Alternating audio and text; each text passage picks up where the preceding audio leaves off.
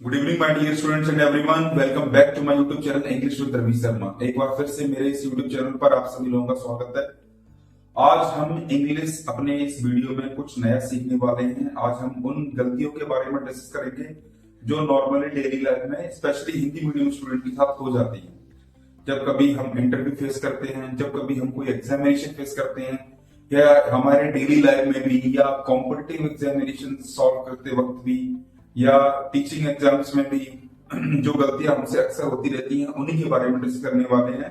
So this video is going to be very important for all of you. आप सभी लोगों के लिए ये वीडियो बहुत ही इंपॉर्टेंट है, आप सभी लोगों को ध्यान से देखना चाहिए। तो डिस्कस करते हैं common mistakes in English grammar. I belongs to Mathura. जब कभी भी आप इंटरव्यू फेस करते हैं तो आप बोलते हैं my name is Ravi Sharma, I belongs to Mathura, या I belongs to Gwalior. The sentence is incorrect, the sentence is completely wrong. I जब हम आई को कंसिडर करते हैं प्रेजेंट में तो प्लूरल की तरह यूज करेंगे, तो आई बिलोंग्स के स्थान पर हमें यूज करना पड़ेगा बिलोंग। तो जब भी आप अपना इंट्रोडक्शन देंगे तो बिलोंग्स के स्थान पर आपको यूज करना चाहिए बिलोंग, आई के साथ में। यदि ही दिया है तो ही बिलोंग्स। यदि आप बिलोंग बोलना नहीं चाह रहे हैं तो आप बोल सकते हो I am from Gwalior, I am from Mathura, I come from Mathura, I come from Gwalior, I belong to Gwalior. So these are the correct sentences. जब हम he की बात करेंगे तो इनके साथ as लगाएंगे। He comes from Mathura, he belongs to Gwalior। इस तरह के आपको sentences बनाने होंगे। तो आपको याद रखना है कि I के साथ belongs नहीं, belong का यूज करना पड़ेगा। तो the correct sentence will be I belong to Mathura, I belong to Agra, I belong to Gwalior। Second sentence की बात करते हैं, I can sings well. So boys and girls, dear students, I want to inform you, जब भी हम modal verb की बात करेंगे तो उसके साथ बेस फॉर्म का प्रयोग करेंगे। Base form of verb, verb की यानी फर्स्ट फॉर्म का यूज करेंगे इसके साथ में। जब भी आपको मॉडल वर्ब खाली दिया गया होगा, अकेला दिया गया हो, कैन दिया हो, मे दिया हो, माइट दिया हो, सेल दिया हो, शुड दिया हो, तो इनके साथ हमें सिंग्स नहीं सिंग का प्रयोग करना पड़ेगा। तो यानी आंसर हमारा सही हुआ। The correct sentence is I can sing well. I can sing well मतलब मैं अच्छा गा सकता हूं। He don't know, he don't know is incorrect according to grammar. जब भी आप मैं प्रेजेंट इंडेफिनिट टेंस की बात करेंगे तो ही है हमारा सिंगुलर सब्जेक्ट, और सिंगुलर सब्जेक्ट के साथ डोंट नो, डोंट का प्रयोग नहीं, डजंट नो का प्रयोग होगा।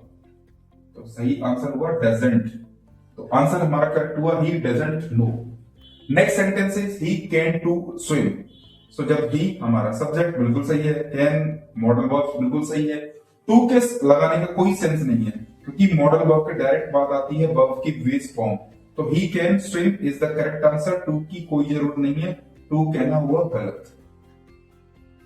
आई am agree with you, I am agree with you. Agree अपने आप में एक वर्ब है, उसके साथ एम लगाने की जरूरत नहीं है। I agree with you is the correct answer. Am हम एडजेक्टिव के साथ यूज कर सकते हैं, जैसे आई एम ऑनेस्ट। जब वर्ब डायरेक्ट दी है तो हमें डायरेक्ट सब्जेक्ट के साथ वर्ब का प्रयोग करना होगा, और इसलिए तो आंसर बनेगा आई agree with you, I don't agree with you, यानी प्रेजेंट इंडेफिनिट और उसका नेगेटिव। यदि आप व्यक्ति से सहमत हैं तो अग्री विद लगाएंगे, यदि किसी पॉइंट से सहमत हैं तो अग्री टू लगाएंगे। I don't agree to your idea या I agree to your idea. तो किसी विचार से सहमत होना टू लगाना, किसी व्यक्ति से सहमत होना विद लगाना। I don't agree with Ramesh, I don't agree with Ashok, और I don't agree to your point. Next sentence है हमारा I am boring. I am boring कहना हुआ टेक्निकली और ग्रामेटिकली गलत, क्योंकि आप बोरिंग हो ही नहीं सकते। थिंग्स के लिए लगाते हैं बोरिंग, तो कहना है आई एम बोर्ड, मैं बोर हो चुका हूं, मैं ऊब चुका हूं। The things are boring, the movie is boring. इस तरह से थिंग्स के लिए हम बोरिंग लगा सकते हैं।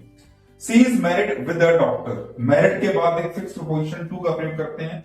मैरिड के बाद विद कहना हुआ गलत, to preposition is required. She is married to a doctor, वो एक डॉक्टर से मैरिड है। Next, I have visited Agra yesterday. जब भी आपको लास्ट में पास्ट का टाइम इंडिकेट करने वाला वर्ड दिया गया हो, यस्टरडे दिया हो, लास्ट डे दिया हो, लास्ट मंथ दिया हो, जो पास्ट को इंडिकेट करे, पास्ट